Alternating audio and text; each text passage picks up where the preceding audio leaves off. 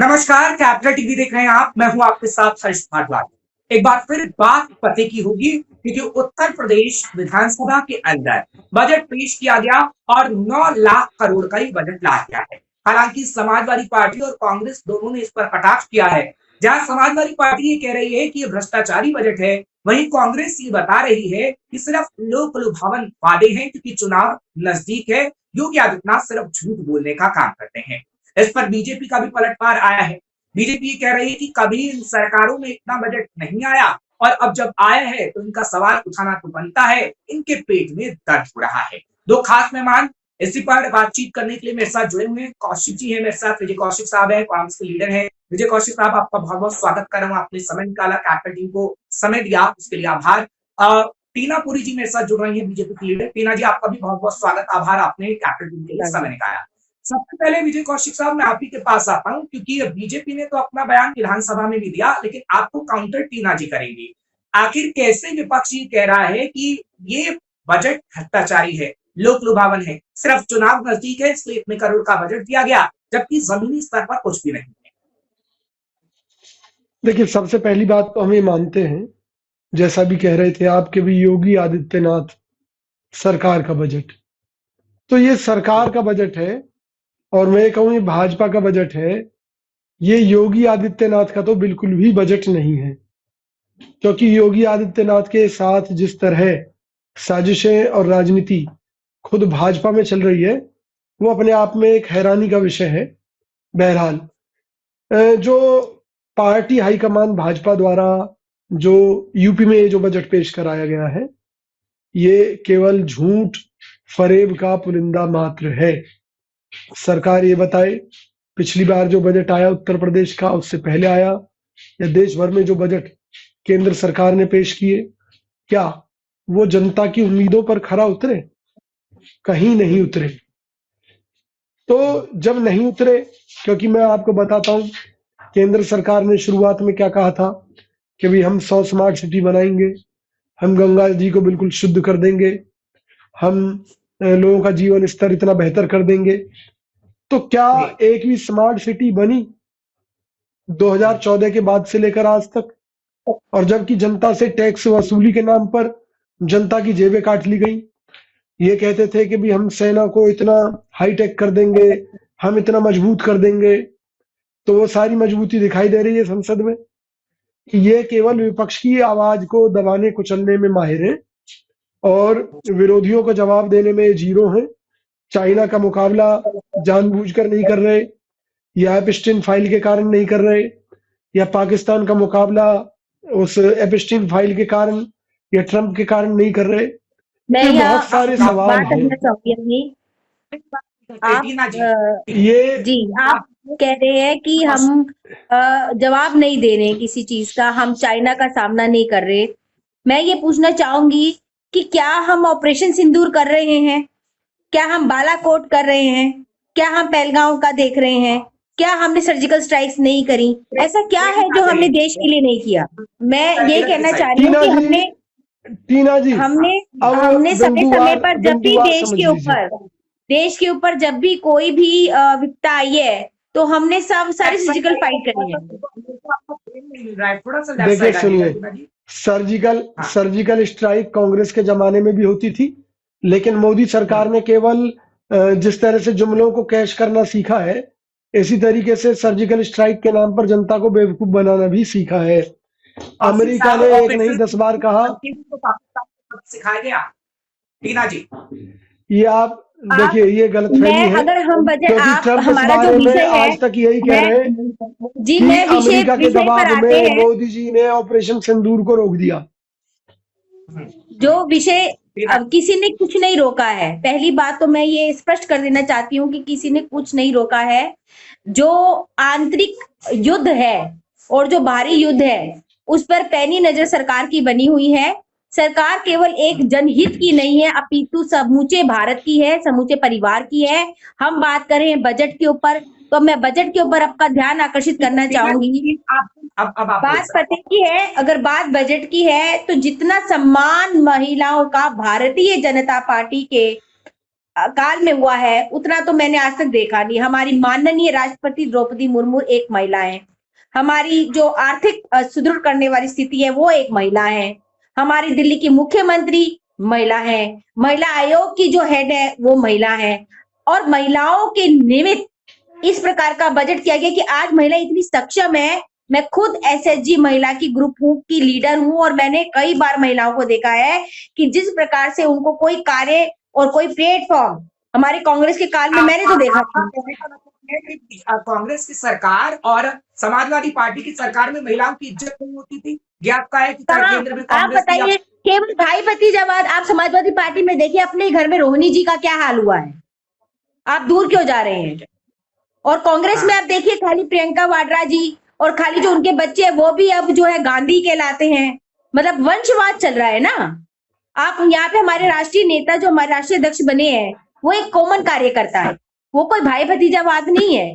रेखा गुप्ता जी कोई भाई भतीजावाद नहीं है, या हमारी निर्मला सीतारमण जी, द्रौपदी मुर्मू जी कोई मुर्मू जी कोई वो नहीं है, वंशवाद का एग्जाम्पल नहीं है। यहाँ पर बहुत से ऐसे तथ्य मैं जो बोल सकती हूँ। रही बात बजट की, बजट एक खुला बजट दिया गया था, पहले भी आज भी दिया गया है, और उस समय भी बहुत धरातल पर कार्य हुए हैं। बहुत से अयोध्या निर्माण हुआ है, मंदिर निर्माण हुआ है, अलग अलग कस्बों में लखपति दीदी की योजनाएं लागू की गई है, बहुत सारी योजनाओं को क्या इवन अभी भी। मैं विजय कौशिक साहब को पास आ रहा हूँ। अब मैं आप दोनों से सवाल करूंगा तो आप दोनों एक दूसरे का काउंटर भी कर सकते हैं। मैंने ये ओपनिंग कमेंट किया था। विजय कौशिक साहब, आपने सवाल उठाया कि किस तरीके से दूसरा देश कब्जाने की कोशिश कुछ एरियाज को कर रहा है, तो मैं आपको कहूं कि नरवणे की किताब का जो राहुल गांधी हवाला दे रहे हैं, पब्लिकेशन हाउस ने कह दिया है कि वो पब्लिश हुई नहीं है। दूसरा, रक्षा विशेषज्ञ से हमारी बातचीत हुई है, उन्होंने कहा है ऐसा कुछ भी नहीं है। कांग्रेस अपने संगठन को मजबूत करने के लिए वापस से कह रही है, क्योंकि जो सूखा कांग्रेस का उत्तर प्रदेश में है वो कहीं ना कहीं खत्म कांग्रेस को करना होगा। विजय जी, देखिए, जो सेना के मुद्दे पर आप जो बात कर रहे हैं, आपको मालूम है कि लद्दाख की जनता किस तरह से सड़कों पर उतरी, उन्होंने अपनी बात रखी, उन्होंने स्पष्ट कहा सोनम वांगचुक ने कि किस प्रकार से चीनी सैनिक आकर हमारे एरियाज में कब्जा जमाकर बैठ गए हैं। इसके अलावा विदेशी मीडिया ने भी इस तरह की खबरें छापी। इसके अलावा मोदी जी ने कभी भी कोई भी स्पष्ट जवाब चाइना के अतिक्रमण के बारे में नहीं दिया है कि भाई इनकी तरफ से किया गया है, प्रदान किया गया है। देखिए, वो सब बोगस जवाब हैं, छल और फरेब वाले जवाब हैं। अगर हम फिंगर 8 तक अगर हम पहले पेट्रोलिंग करते थे या फिंगर 1 तक करते थे तो ये सारे हालात अब बदल क्यों गए हैं, पहली बात। दूसरी बात यह है कि एक तरफ तो चाइना हमारा दुश्मन है, दूसरी तरफ व्यापार घाटा हमारा 100 अरब डॉलर को क्रॉस कर चुका है। तो भाई मोदी जी कब अपना 56 इंची सीना दिखाकर आप चाइना के साथ इस व्यापार घाटे को खत्म करेंगे, या चाइना के साथ व्यापार क्यों करना आपको? चाइना पे बोल दिया, देखिए, उत्तर सुनिए, ये सेना भी कहते हैं और ये राजनाथ सिंह भी कहते हैं। जब वो ये क्लियरिटी दे रहे हैं तो इस पर सवाल हम बात नहीं करेंगे, पहले उत्तर प्रदेश की राजनीति पे आते हैं। उत्तर प्रदेश में आप इतना कमजोर क्यों? आपको अखिलेश यादव की बैसाखी की जरूरत पड़ रही है, कौशिक?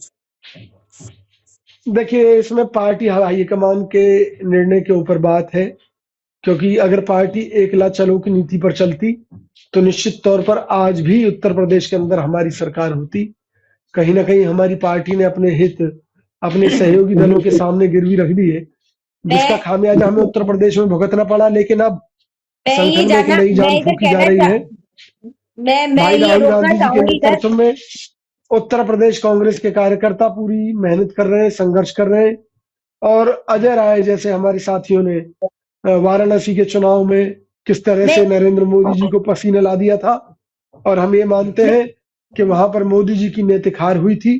मोदी जी चुनाव हार चुके हैं और उन्हें देश का प्रधानमंत्री बने रहने का कोई हक नहीं है। मैं इधर स्पष्ट कर देना चाहती हूँ माननीय अपने सहयोगी जी को कि एक बात मैं जानना चाहती कि उत्तर प्रदेश एक ऐसा शहर जहां पर कहा जाता था कि माफिया राज है, गुंडाई राज है, वसूली, हफ्ता वसूली आम बात थी, दिन दिहाड़े लोगों को मार देना, गुंडाईगिरी करना, किडनैप करना एक आम बात थी। आज वहां पे कोई जाना नहीं चाहता था, लेकिन माननीय योगी आदित्यनाथ जी और माननीय यशस्वी प्रधानमंत्री जी के नेतृत्व में आज उसी उत्तर प्रदेश के अंदर सम्मेलन भी हुए हैं और मैं कहती हूँ कि बहुत बड़े अभी पीछे कुछ अंतर्राष्ट्रीय कुछ सब वहां पे भी हुआ था।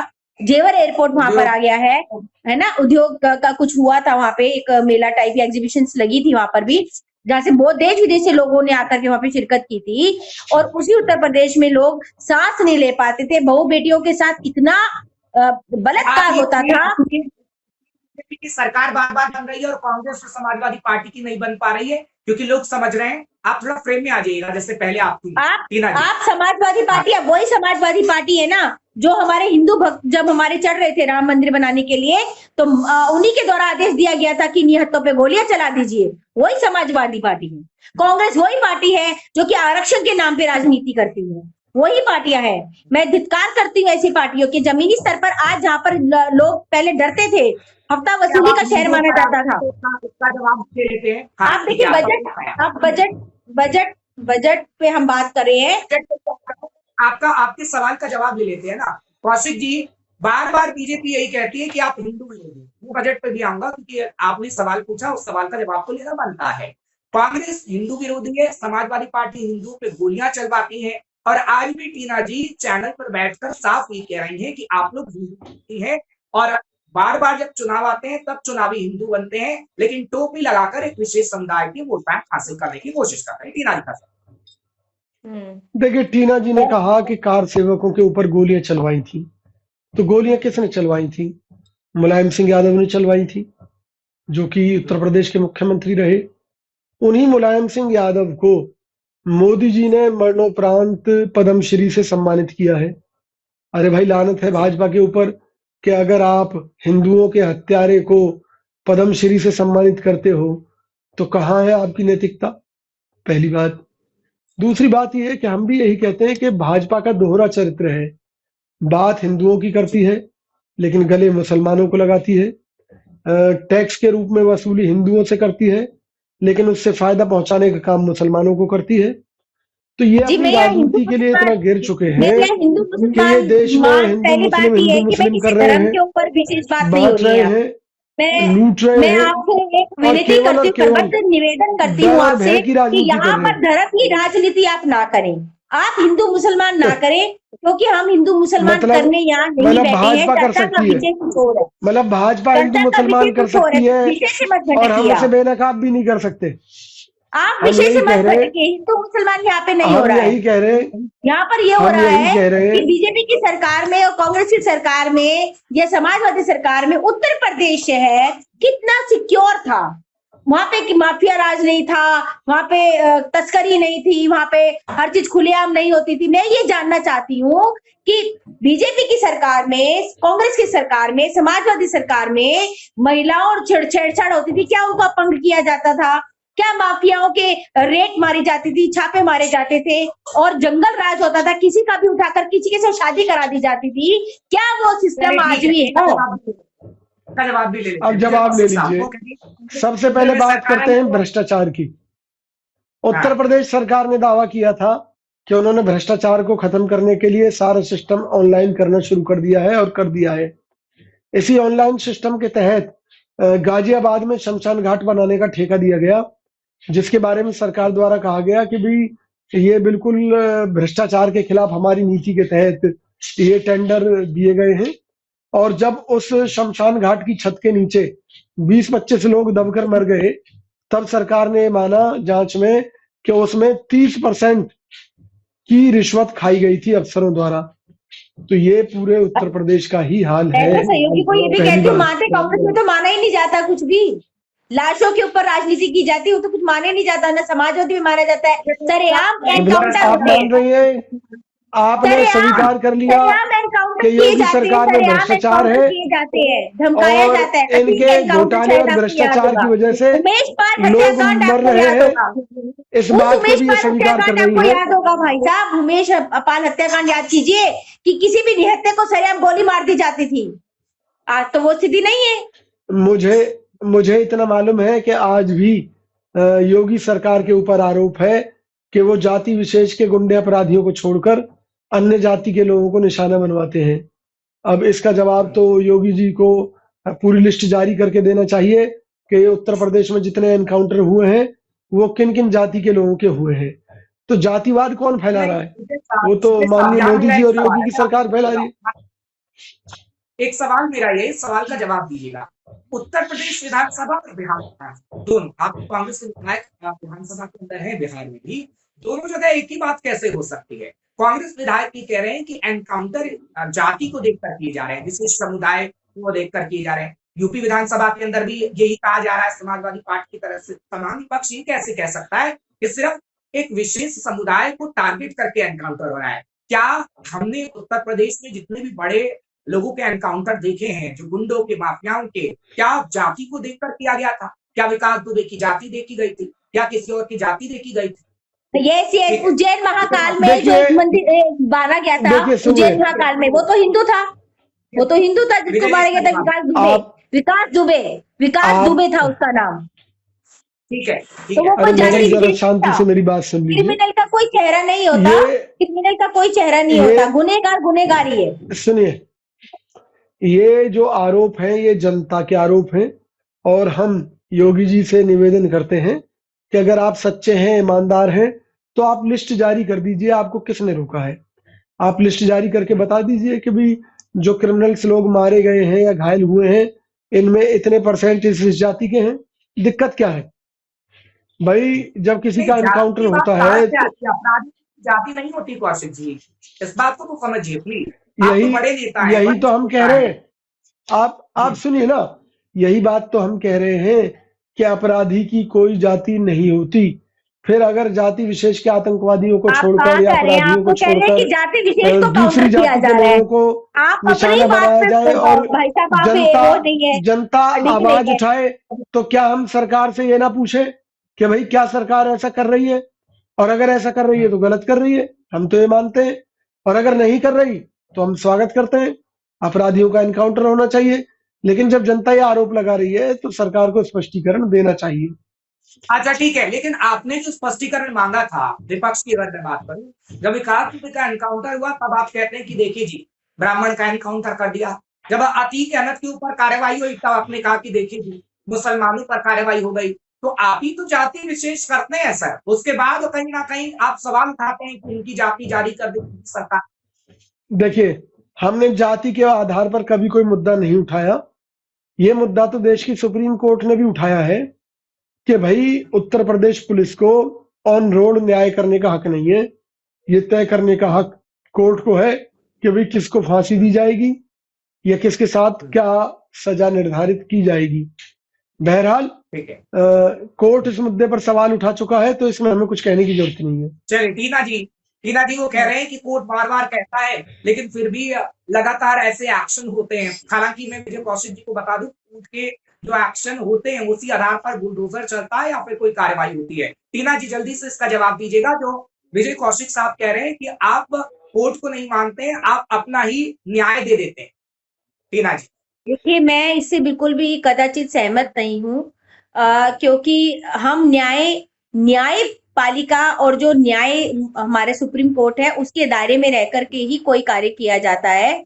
किसी कानून की अवहेलना नहीं की जाती है। हर चीज के पैरामीटर्स और हर तरीके के नियम कानूनों को ध्यान में रखा जाता है। यदि ऐसा ना हो तो आज भी उत्तर प्रदेश जंगल राज बनने से उसे कोई नहीं रोक सकता।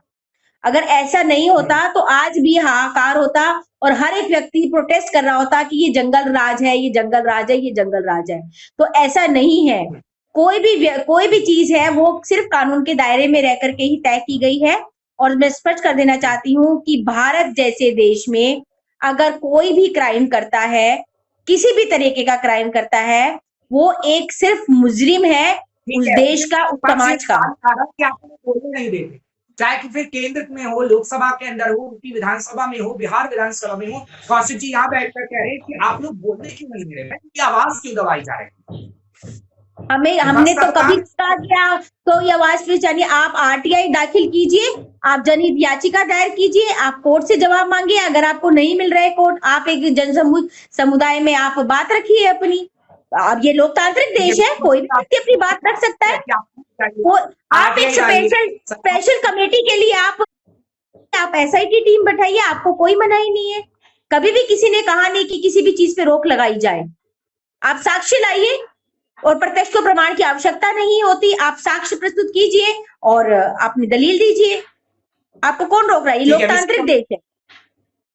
चलिए ठीक है। अब मुझे कौशिक साहब समय थोड़ा कम है, वो कह रही है कि अगर आपको किसी पे शक होता है, राहुल गांधी बार बार सवाल उठा रहे थे फर्जी वोटिंग हुई, लेकिन मीडिया के सामने तक आए, कोर्ट नहीं गए, ना सुप्रीम कोर्ट का दरवाजा खटखटाया गया, कोर्ट नहीं जाते हैं आप लोग, सिर्फ मीडिया तक रह जाते हैं। विजय कौशिक साहब, देखिए ये है, राहुल फर्जी गांधी जी वोटिंग भी उनके इस घर बात में ही को उनकी स्पष्ट कर माता जी चुके का हैं वोटर लिस्ट में नाम ही नहीं था 1980 से पहले, जवाब दे- 1980 से पहले। जवाब विजय हमारा कौशिक साहब, काम विपक्ष में होने के नाते अपने जो मुद्दे हैं वो जनता की अदालत में रखने का हमारा काम है, वो हम रख रहे हैं। राहुल गांधी जी ये स्पष्ट कर चुके हैं, चाहे चुनाव आयोग से जुड़ी बात है, चाहे वो सरकार के किसी भी घोटाले की बात है, हम लगातार अपनी लड़ाई जारी रखे हुए हैं। इसका फैसला तो जनता करेगी आने वाले समय में कि कौन गलत है कौन सही। चलिए ठीक है लेकिन इतना विजय जरूर है कौशिक साहब, कि जनता अगर हम बार-बार सत्ता यही में आए फैसला तो सारे जवाब लेंगे।